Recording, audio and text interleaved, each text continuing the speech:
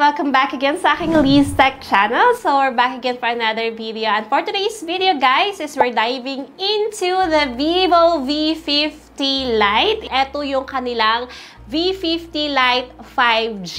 At ayan na at makikita nyo. By the way, na-unbox ko na po ito. At kung hindi nyo pa nakita yung unboxing ko nito, panoorin nyo lang po ang aking social media accounts. And according to them nga, no, this phone is the most durable national flagship phone. Ay talaga namang na-curious din ako kung bakit most durable ito. May reliable performance din daw ito and solid camera capabilities. Kaya titingnan natin no, kung hype lang ba yan or talagang totoong maganda nga ang phone na to. Kaya huwag na nating patagalin pa ka-techies, magsimula na tayo.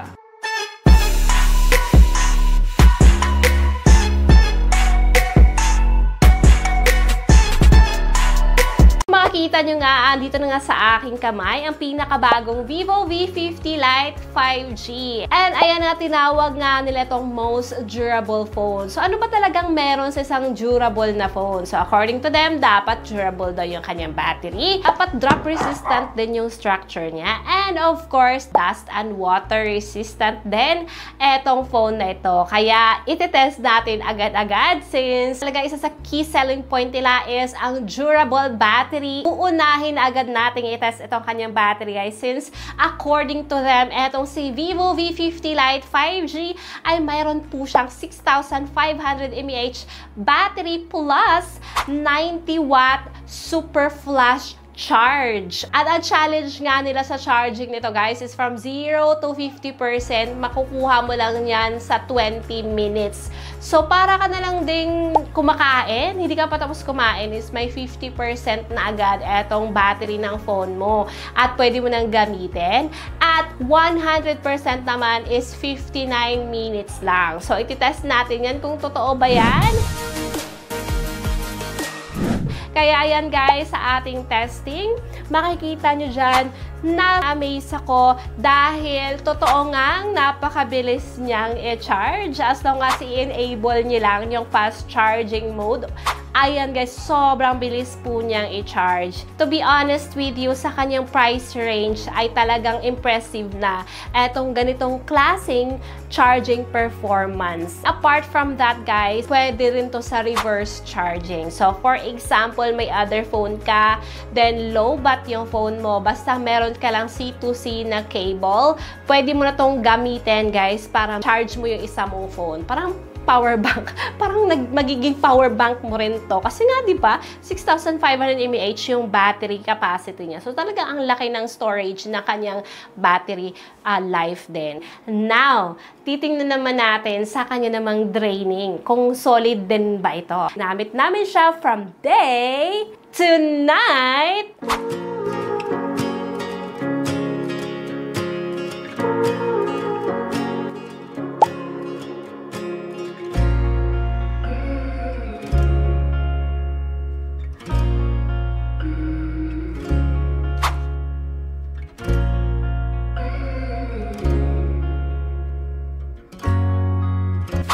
So guys, as of the moment, 1 PM na ngayon at eto na po yung battery niya from kanina and up until now, 69% na po siya. So marami pa rin no, kahit ano nang ginawa natin. So ayan, i-update ko kayo mamaya kung ilang battery na lang yung matitira sa kanya until gabi.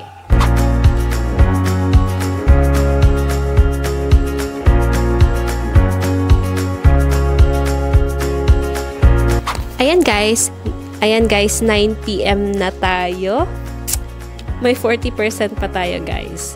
At diba, nakita nyo, meron pa siyang percentage na natira kahit gabi na. So, ginamit namin to guys. Naglaro kami, nagpipicture-picture, YouTube, kahit ano-ano na yung ginagamit namin. And it really proves, no, that this phone holds up well for a full day of moderate use. Sobrang nabilib ako sa battery performance ng phone na to. So, pwede na talaga tong gamitin, lalo na sa mga may small business dyan. Kailangan nyo ng long-lasting na phone.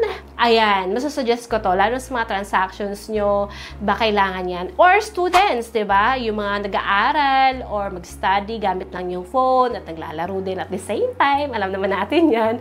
Ayan, long-lasting lasting siya, guys. And of course, by the way, since nauuso din ngayon yung mga live streaming, perfect itong gawin mong live streaming body, etong phone na to, dahil solid ang kanyang battery, guys. Matagal talaga siyang malobat. Vivo guaranteed na mag-last to 5 year yung battery health nito. Now, nakita nyo na kahit pala, no, sa kanyang draining din is sobrang solid, no? Hindi pala gimmick lang yung 6,500 mAh. Talagang yung question ko na lang is, paano nyo napagkasya itong ganito kalaking capacity na battery dito sa napakanipis na phone na ito? Now, titingnan naman natin sa other parts ng phone na to. Test na natin next is ang kanyang camera capabilities naman. Since, diba, known naman talaga si Vivo as camera-centric naman din na phone. Meron siyang 50MP main camera na Sony IMX882 na, tapos wide pa siya, guys, because of its 120 degrees ultra-wide angle camera. Kung may pipicturean kayong beautiful scenery, hindi kayo mahirapan kasi super wide na talaga siya as we tested it nga. Ang ganda. And now, guys, itetest na natin ang iba't ibang features ng camera na to sa rear cam at ipakita ko din sa inyo yung mga sample shots. Clear talaga siya. And ayan, tip ko na lang din, no, para mas maging maganda yung mga captures nyo. I-try nyo yung gamitin sa portrait yung 2 times. Kasi kapag 2 times yung gamitin nyo, mas defined yung photo, mas nice talaga yung kuha, mas detailed talaga siya. Even sa mga kids or sa mga pets na malikot, no, you can still captures effortlessly. It also brings out more vivid and dynamic details up close. And apart from that, kahit nga hindi stable yung lighting natin sa background, as long as meron tayong Aura light, ayan, gamit na gamit talaga siya para mas magiging balance pa rin yung kuha, mas maging maganda pa rin. And now, sa kanya namang video recording gamit yung rear cam, ang maganda rin dito, guys, is meron din naman siyang video stabilizer. Though hindi lang siya ganun talaga ka-very decent yung kanyang video stabilizer, pero at least meron siyang ganun para hindi masyado talagang shaky yung kuha ng ating video. Kaya po niya 1080p lang at 60 frames per second naman. Marami po siyang mga pwede nyo ma-explore, no, na mga settings. Just like sa portrait styles, ayan, meron po tayong mga effects dito na pwede nating ma-enjoy using this phone. May festival, low light, textured, and a lot more. And apart from that, kapag gabi naman, ayan, meron din siyang other na mga filter effects na mga gamit nyo, light effects na mga gamit nyo when capturing low light shots. Ayan, may hearts. Yung light effects sa background, yung mag-form siya ng heart, star, butterfly, cherry blossom, which is very cute, guys. If explore nyo pa more at marami pa kayong ma-enjoy dito sa rear cam niya. And now, guys, sa front cam naman niya, ayan, meron po itong 32MP na front cam. And, ayan guys, sinasin namin yung front camera niya. And, pinakauna ko agad napansin dito sa front camera ng Vivo V50 Lite 5G is wide po yung coverage ng kanyang camera lens. So, bihira lang po yan ha sa mga front cam. Kasi usually kapag front cam, lalo na kapag portrait, is talagang ang lapit mo sa camera. Kahit ilayo mo pa, stretch mo pa yung kamay mo, parang ang lapit mo. So, para kang matabating na. Sobrang solid itong gamitin for social media posting. Ayan, makita niyo naman dyan kung gaano ka-crisp at kung gaano kaganda ang ating mga sample shots sa front camera. And of course, sa video naman, guys, makakapag-video ka ng 1080p at 30 frames per second, but wala po siyang video stabilizer. So, yun lang po sa front. By the way, guys, isa din sa nagustuhan ko dito sa camera nito is meron po siyang AI erase feature din. Yes, meron po siya nun. May erase niyo po yung mga subject or mga photo bomber sa mga photos nyo na effortless lang, guys. At sobrang linis pa. At ang bilis lang din. May other options din na nakalagay dito. Manually smudge ba yung gagawin? Or kahit remove people directly. Kaya-kaya po niya ng Vivo V50 Lite 5G at sobrang linis pati ng kanyang AI erase din at ang bilis. Apart from that is meron din po siyang AI photo enhancer. So, pwede ma-enhance yung photos kahit lumang photo nga eh. Pwede niyang ma-enhance yun at gawing brand new. Ayan. In just one tap lang, guys. Magiging ganyan na kaganda. So, actually, marami pa talaga siyang features, guys, na pwede niyong ma-explore dito sa bagong Vivo V50 Lite 5G na talagang ma-excite kayo. Natapos naman tayo sa camera. Napuntahan naman natin etong kanyang design and display, guys. Talaga ako mas na-excite din kasi tingnan nyo naman a moment of silence sa kanyang design. Ang ganda! Ang color nito, guys, is fantasy purple. Marami silang other colors actually na pwede nyo pagkapilian. Meron silang titanium gold, meron siyang phantom black, pero ito talaga, guys, ang fantasy purple, ang ganda! Kita nyo yung mga details niya sa back. Smooth yung back actually, pero yung details niya, guys, you can see the feather-like texture niya. Ang lupit. Very attractive.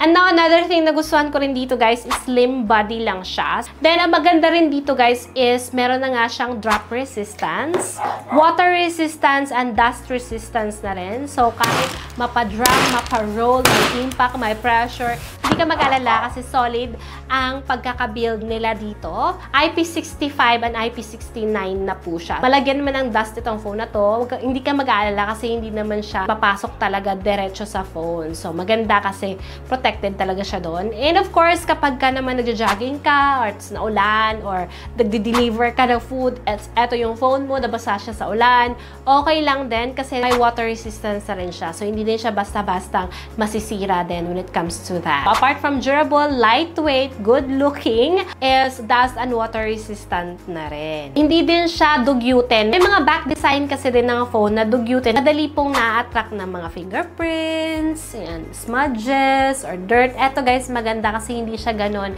kabilis madugyot. Next is, ang pag-uusapan natin yung display naman niya, guys. Yung screen size itong Vivo V50 Lite 5G is 6.77 inch AMOLED na rin po yung kanyang screen.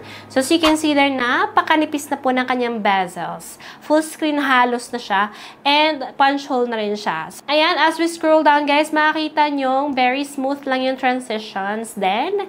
And good news is may 120Hz refresh rate na rin siya. Kaya, ganito po ka-smooth yung transition natin. Kahit maraming apps din na nag-run in the background, hindi po naapektuhan yung performance ng phone na to. And ayan, kahit mag-binge watch ka ng mga favorite shows mo or maglaro ka dito, guys, may enjoy mo dahil sa laki ng kanyang screen. So, vibrant at ang decent lang ng brightness niya. At hindi siya harsh sa mata.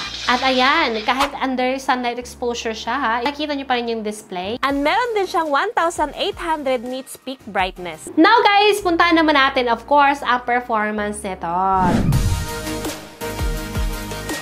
Diba? Hindi lang camera and everything, display. Of course, the performance is testin natin. So, ito si Vivo V50 Lite 5G is powered po siya ng MediaTek Dimensity 6300 na may 6 nanometers. It's powerful enough para masustain yung smooth gaming experience. Nakita nyo naman dyan yung performance kung gaano ka-smooth din siyang paglaruan. Though hindi siya gaming phone, hindi ka madi-disappoint sa performance niya. In fairness, ha, yung kanyang chipset is parang ka-level na rin yung Snapdragon 685 4G version dito sa pinakita niyang performance. Ayan, very smooth. So, sa napaka-heavy na games is, ayan, na-experience natin ng konting frame drops lang.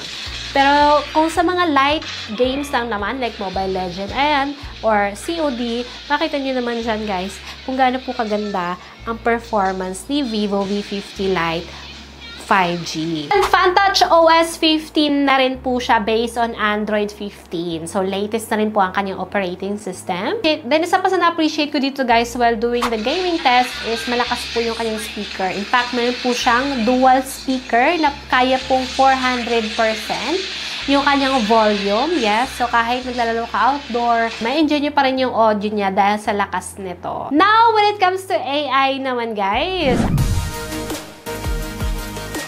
ayan, ang maganda rin dito kay Vivo V50 Lite 5G is meron po siyang may mga AI features din siya na pwede nyo ring ma-enjoy. Katulad na lamang nitong AI Global Translate. Ayan. So, na kailangan pumunta sa Google or sa kahit anong website para lang makapag-translate. Kasi dito, guys, sa upper left part, Ayan, meron na po siyang camera dyan that you can use to capture and then diretso mata-translate nyo na yung mga text na gusto nyong ipa-translate. Ganun lang po siya kadali because of its AI Global Translate. Ayan. Next AI feature na meron si Vivo V50 Lite 5G is etong kanyang AI Circle to Search. Ilo-long press nyo lang ang home button at pwede nyo lang i-circle yung more information ng picture. I-circle mo lang yan. Makikita nyo na agad dyan. Then another is meron din siyang AI Live Text. Ito maganda rin to kasi usually sa iPhone ko lang to naranasan. Ito rin sa Vivo V50 Lite, guys, is may AI live text din siya na feature wherein you can extract text in one tap lang with this phone. Ang galing na ng mga Android ngayon, no? Lalo na sa mga mid-range, diba? Kasi hindi rin sila nagpapahuli when it comes to AI features. Ayan, nakita nyo na? Ito ang kanyang mga AI features din. Gamit na gamit to lalo na sa mga estudyante dyan or even nga sa mga young working professionals. Ayun guys, nakita nyo na ating testing. For sure, naka-curious na kayo ngayon. Magkano ba yan siya, Ate Liz? Ayan. So, etong si Vivo V50 Lite 5G, guys, is sobrang affordable lang nito. Kayang-kaya yan. Yakang-yaka lang to sa mga budgets ninyo dyan. Yung 12GB at 512, nagkakalaga ng 19,999. Etong 8GB variant naman ng 256GB is 16,999 lamang. At etong kanyang Vivo V50 Lite 4G naman na 8GB and 256GB variant is 13,999 lamang. O, ayan, 'di ba? Sobrang kayang-kaya or yakang-yaka lang ito.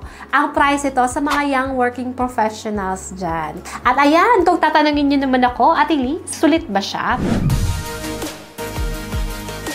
Pero kung titingnan naman natin yung presyo niya, no, katulad na lamang ng pinakababang variant niya, 16,999, is talagang sulit na siya sa kanyang presyo at may ganito na siyang stylish design. Kita niyo naman kung gaano kaganda po ng design niya. Durable na siya sa battery, sa kanyang body. Ay solid resistance na siya sa dust and water. And even sa drop resistance is napaka-solid din ito. Decent pa yung performance niya. Pati yung camera capabilities nito is hindi rin naman basta-basta. Though, hindi nga lang siya pang flagship level yung camera performance, pero hindi na basta-basta rin naman yung performance na pinakita niya sa kanyang price. Plus, may mga AI features pa siya. So, hindi din siya boring na phone kasi may mga bagong features din siya na pwede nyo ring ma-try. Kung yung mga factors na yun lang talaga yung pag-uusapan, guys, is susulitan na talaga ako sa kanya. Pero kung ikaw to naghahanap ng top-tier gaming experience talaga and mala-flagship level na talaga na cameras, is hindi talaga siya ganun kabongga. You can explore other options naman. But, kung yung nga yung hinahanap mo, yung mga factors na sinabi ko kanina,